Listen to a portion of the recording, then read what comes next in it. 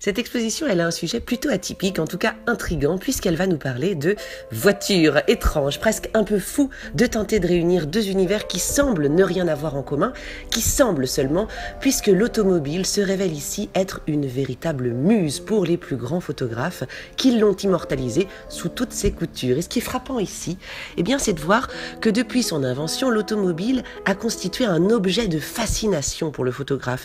Il comprend très vite que la voiture va pouvoir devenir une sorte d'appareil photo mobile. Il va voir dans le pare-brise une nouvelle façon de cadrer le paysage, le sujet, dans les vitres l'occasion de jouer sur des reflets absolument improbables et encore mieux, dans les rétroviseurs, c'est la possibilité nouvelle de capturer une image à 360 degrés. Sans compter qu'en plus, elle est aussi un moyen de se déplacer et d'aller à la rencontre de nouveaux paysages. Et puis l'automobile, bien, c'est l'objet de désir par excellence. Alors évidemment, elle devient tout naturellement le sujet de la photographie. Démonstration ici avec de superbes portraits de Cadillac, Rolls-Royce, Coccinelle ou autres voitures iconiques qui posent ici à la manière des plus grandes stars ou aux côtés des plus grandes stars d'ailleurs, comme Marilyn Monroe, Brigitte Bardot, Jackie Kennedy. La voiture devient un marqueur social, un marqueur de réussite. Et d'ailleurs, les photographies de Seydou Keita en sont une incroyable démonstration, lui qui faisait poser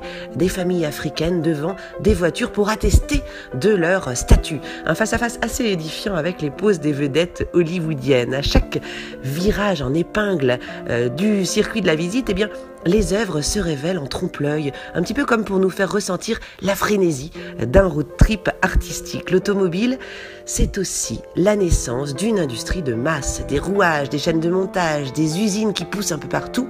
C'est l'avènement d'une nouvelle ère industrielle qui va radicalement changer la vie des ouvriers et que les photographes, évidemment, s'empressent d'aller capturer, immortaliser. Et puis, si la voiture a permis de parcourir le monde, elle en a aussi changé radicalement le visage, avec l'apparition évidemment des routes.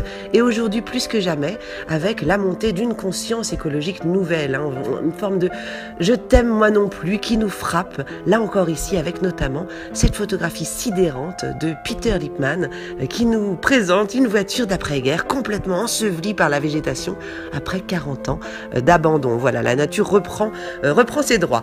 Une exposition surprenante et passionnante qui tisse des liens inattendus entre deux univers que vous ne regarderez plus jamais sous le même angle.